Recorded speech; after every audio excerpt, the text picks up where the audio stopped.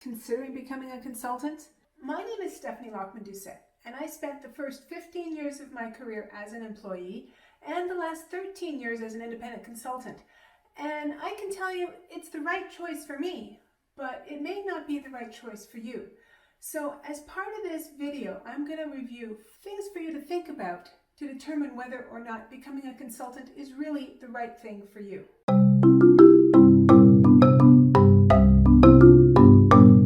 Now, before we get going, just a few housekeeping details. As you're watching today's video, remember that if you see something that you like, if you hear something that you like, please take a moment to click that thumbs up icon and share the video with your friends. Maybe they're interested in becoming a consultant too.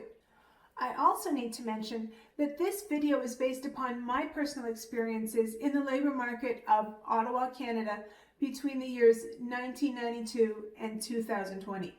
If you are considering becoming a consultant, make sure you consult with business, tax, legal professionals in your particular market. Now, before we dive into this discussion of consultancy, we need to establish that there's actually three types of relationships in the way you can pursue your career. If you're an employee today, well, you could be full-time, part-time, or a term employee, but you are hired on by that organization and you are theoretically dedicated to that organization. On the opposite end of the spectrum is your independent consultant. Now, you have the option to choose whether or not you're going to be incorporated or function as a sole proprietor, but once again, regardless of those choices, the way in which you function, the manner in which you have a relationship with your client is pretty much the same. The third option is kind of sitting on the fence, where you're a full-time employee of a consulting agency and they then assign you to various contracts or various opportunities to work as a consultant on site with a particular client, even though you are an employee of the agency. So they still get the benefits of being an employee and they get some of the benefits of being a consultant. Now, salary. That's the one that everybody wants because they see those big per diem rates and they say, wow, I want to make that much money. But hey, it's not necessarily all that it's cracked up to be. As an employee, you have a regular paycheck. Yes, it's defined at the beginning. It's generally at fair market rate, and you're lucky if you get regular raises every couple of years and maybe a bonus every now and again. But it's regular. As a consultant, it's not so regular. Sometimes you get high rates, sometimes you get low rates. Sometimes there's gaps in between contracts when you don't have any revenue coming in. As a consultant, you need to be a disciplined saver. You need to take some of that cream when you're making the high rates and put it into the bank account so that you have it for when you're making the low rates and you can balance your salary.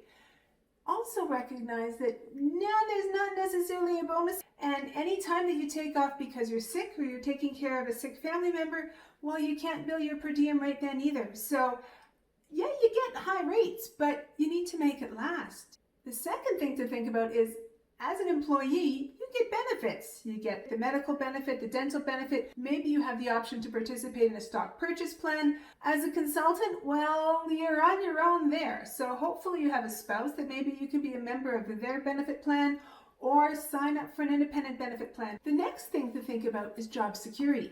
As an employee, you're hired and you dedicate your employment hours to working with that particular employer. And you can expect to be with them for an indeterminate period of time.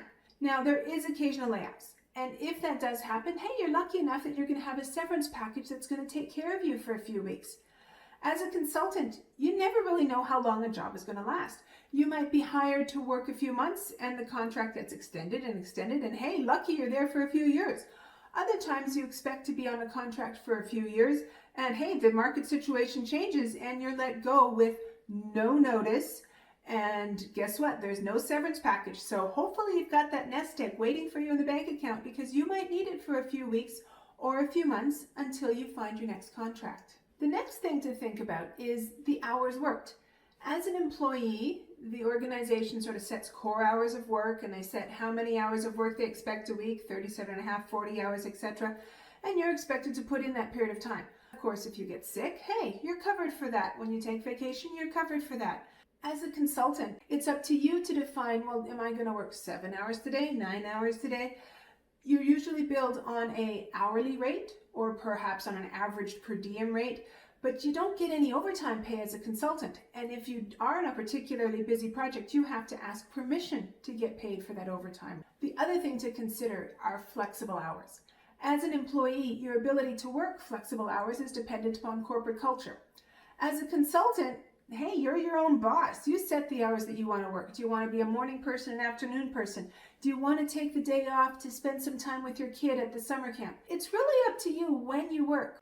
The good thing to realize is, as a consultant, you don't necessarily need to ask for time out. You just sort of say, hey, I'm taking Friday afternoon off. Now, of course, during this pandemic that we're all living through in 2020, some of those definition of core hours and working hours have changed because people are working from home. People are working at crazy hours to accommodate family situations.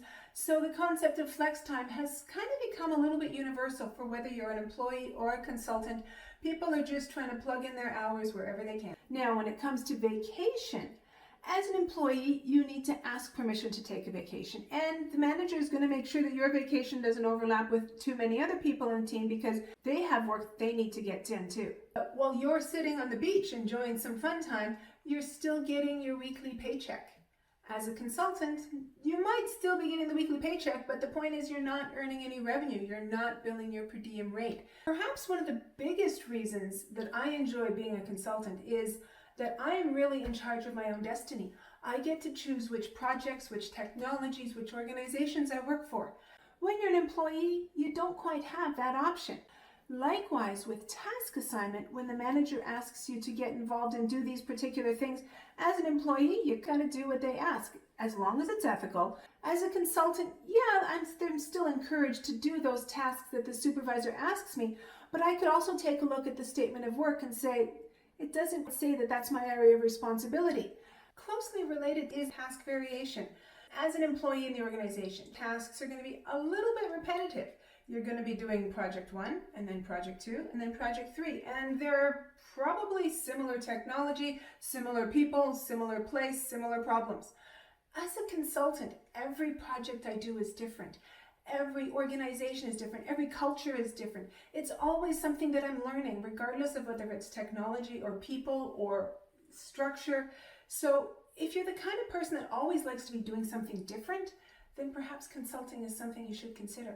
Now, one of the things that I loved about being an employee was that sense of camaraderie and teamwork. I liked working together with people. There was a sense of togetherness and bonding, and we became a family because we had worked together for so long. As a consultant, you don't quite have that same sense of family because, hey, you're moving around from job to job, organization to organization. You might only be with these people a few months. If you're lucky, you're with them a few years.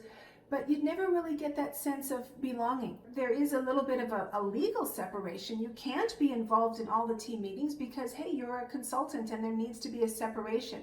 They can't treat you the same way as they treat employees. Equipment is one thing that is often forgotten about. As an employee, the employer will provide you with the equipment that you need to do the job. As a consultant, sometimes the client will provide you with the equipment, but sometimes you're expected to bring your own. And then there's the option that you may choose to bring your own equipment. Sometimes the client will enable you to connect your equipment to their network, and sometimes they won't. Sometimes it's a secure environment where they have to provide the equipment. Once again, during this pandemic, use of personal equipment is one of those things that has changed because now people are working from home. They may not have been able to take that corporate desktop and bring it to the home space, so they're using their own personal equipment, whether they're an employee or a consultant, in order to accomplish the work. Performance reviews are another thing that a lot of people don't think about. As an employee, you get regular performance reviews, and with that, they're going to set training objectives and career goals, and they're going to help you achieve your objectives. As a consultant, they have no responsibility to give you performance feedback. Over the course of my 13 years, I have had one manager pull me aside and say, Steph, this could have been done a little bit differently. Everything else, it's been occasional comments here and there, but no real serious performance feedback. So it's really up to you as a consultant to find other ways to get that performance feedback. Closely related, of course, is training. As an employee, the organization is going to pay for you to go on training courses. As a consultant, nobody's paying for me to go on training. That's got to come out of my budget, and I have to pick and choose which courses I want to take at what particular time. Now, I was lucky in one particular situation where I was working with a client that was introducing a new technology. And they did extend an opportunity for me to attend that particular course. Of course, I had to pay the training fee, and I wasn't working that day, so I didn't get to bill my per diem rate. It was a rather expensive day, but it did enable me to be successful in that new environment with the new technology. Overall, a pretty good investment. And then, of course, there's certifications. If you're interested in becoming certified, if you're interested in maintaining your certification, chances are your employer is going to pay for your certification activity as well as the ongoing renewal. As a consultant, once again, it's on your own dime. You have to pick the training courses that you want to become certified. You pay for the certification fee. You pay for all of the activities related to renewal and maintaining your PDUs and your CDUs. And guess what? You have to pay for your renewal fee. Mentorship and coaching is very important for development, regardless of whether you're an employee or a consultant. If you're lucky, when you're a new employee, the manager is going to assign a coach or a mentor to you. And they're going to be your guide for a couple of months until you get your feet wet. They're going to show you the ropes. They're going to introduce you to people. As a consultant, you're not quite so lucky. They're going to expect you to get in, figure things out pretty much on your own. They may facilitate a few introductions, but it's really up to you to figure out where the software is, to figure out who's who, and how to make things work. Now, these last two elements are only dedicated to the world of a consultant, and that is financial reporting and legal reporting. So, as an employee, you get your pay stub and you have to record various elements to do your personal taxes at the end of the year. But that's pretty much it. You don't have to do anything else more formal than that. As a consultant, guess what? You need to be recording your revenues and your expenses, and you need to be preparing formal financial statements, and you need to be preparing personal taxes as well as corporate taxes. There's an awful lot of time spent in managing your finances. As for legal matters, employee, you just have your letter of employment. It's pretty simple. As a consultant, you have to have your incorporation, there's business licenses, there's contracts that you have to review with every single contract that you take. There's a lot of legal paperwork that you need to be able to read and understand and maintain. So there you have it. Today I've given you a number of things for you to think about to see whether or not you think you can be a consultant. Do you want to become a consultant? Is this something that you can see yourself doing long term? And hey, even if it's not for you today, it might be something that you would consider in the future. Now, just a little bit of Projerra perspective here. In order to be an effective consultant, you need to have had a fair bit of experience. You need to be a subject matter expert, and you need to be sharing that expertise with your client. Otherwise, they wouldn't be hiring a consultant, they'd be hiring an employee. So my recommendation is only consider becoming an independent consultant if you have about 10 years worth of experience in your chosen domain. Until then, become an employee, get your experience, work on a number of different projects, try a number of different technologies, figure it out, develop your own character. And then once you do have that element of confidence and ability and capability, then you can become a consultant, because then you have some value that you can provide to the employer. Thank you for taking the time to watch this video today. I hope I've given you a little bit of insight that'll help you navigate that maze of career opportunities in front of you and help you make that choice about whether or not you should stay an employee or whether you should take a leap and live on the wild side and become a consultant. It's been my pleasure to speak with you today. My name is Stephanie Lachman-Doucet, and this is Projerra, the channel dedicated to practical perspectives in IT project management and business analysis. Until next time, take care.